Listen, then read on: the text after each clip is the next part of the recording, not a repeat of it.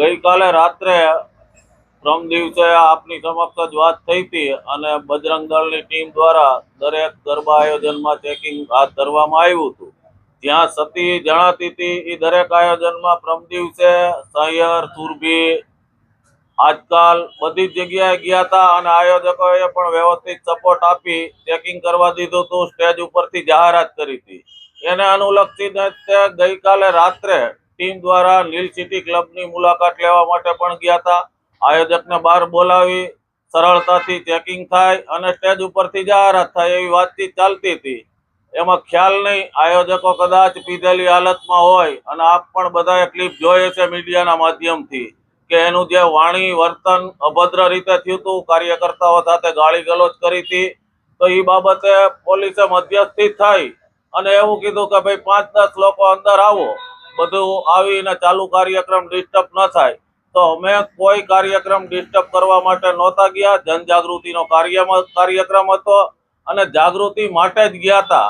પણ એને જે અભિમાનની ભાષામાંથી કાર્યકર્તાઓ સાથે ગાલી ગલોચ કરી 150 લોકો વિધર્મી હું મોકલીશ ને એની સામે લડવા માટે તમે તૈયાર છો એવા શબ્દ પ્રયોગો કર્યા, જે આપ સૌ ક્લિપમાં જોઈ શકો છો।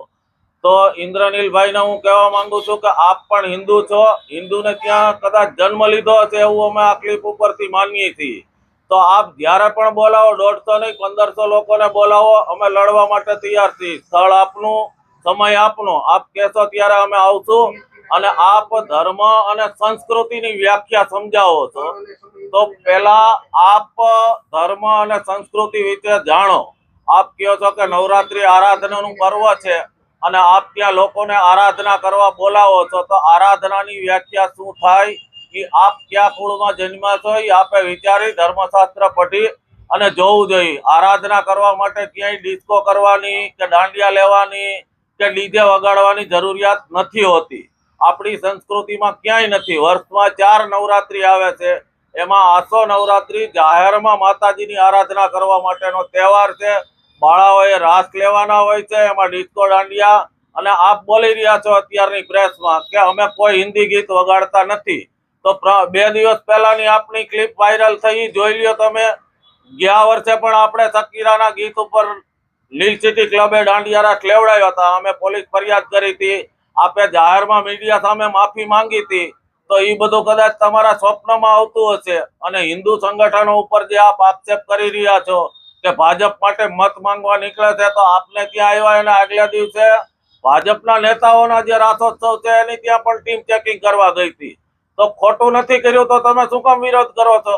તમે હિન્દુ છો તો હિન્દુને સપોર્ટ આપો, અને વિધર્મીઓએ દાંડિયા લેવા આવવું એવી ક્યાં જરૂર છે? આપણે એના કાર્યક્રમમાં કલમા પઢવા જઈએ છીએ। એક તરફ હિન્દુને ધર્મ, જાતિ પૂછી લિંગનું પ્રદર્શન કરી અને હત્યાઓ કરવામાં આવે છે, અને લઈ વાત લવ જેહાદની કે આ વિશ્વ હિન્દુ પરિષદના અન્ય સંગઠનો લવ જેહાદના નામે હોબાળો મચાવે છે। તો લવ જેહાદનો શબ્દ કોંગ્રેસની સરકાર વખતે 2009માં કેરળ હાઈકોર્ટે પ્રચલિત કરેલો છે, નહીં કે કોઈ હિન્દુ સંગઠનોએ। અને આપને જ્યારે સમય હોય ત્યારે હું રાજકોટ જિલ્લામાં બનતા દર મહિનાના 8 થી 10 લવ જેહાદના બનાવોનો રેકોર્ડ સાથેનો વસ્તુ આપને બતાડીશ। આપ આવો ત્યારે હું જાહેરમાં પણ બોલી શકું, પણ કોઈ પરિવારની વ્યક્તિગત આબરૂને લાંછન લાગે એટલે જાહેરમાં નથી ઉલ્લેખ કરી શકતો। આપ જ્યારે જોવું હોય ત્યારે આપજો। કાગળ ઉપર રેકોર્ડ સહિત પરિવારના નામ, નંબરની માહિતી સહિત તમામનો રેકોર્ડ છે કે લવ જેહાદના કેટલા કિસ્સા બને છે રાજકોટમાં। તો જે શાખાનું આપ આટલા બધા માધ્યમોમાં, સોશિયલ મીડિયામાં કાયમ જોતા હશો ક્લિપો આવે છે, તો એ કોઈ સંગઠને પ્રચલિત કરેલો શબ્દ નથી। કેરળ હાઈકોર્ટ અને સુપ્રીમ કોર્ટે પ્રચલિત કરેલો શબ્દ છે, અને એ ઘટનાઓ બને જ છે। આપને ખ્યાલ ન હોય તો આપ જોઈ લેજો। અને ભારત દેશ જે 1000 વર્ષ ગુલામીમાં રહ્યો એ આપણી જેવા જયચંદોના આશીર્વાદથી જ રહ્યો છે। આપણા જ આપણને નડ્યા છે। બહારથી કોઈ 5 લાખની ફોજ લઈને લડવા માટે નહોતા આવ્યા। તો આપ જે કુળમાં જન્મ્યા છો એની આરાધનાનું આપ જાણી લ્યો, શાસ્ત્ર શીખી લ્યો, અને જ્યારે આપ કયો ત્યારે વિધર્મીઓ તમે રાખ્યા હોય લડવા માટે અમારી સામે, તો આપ ટાઈમ આપો, અમે આવીને ગમે ત્યારે તૈયાર થઈ લડવા માટે।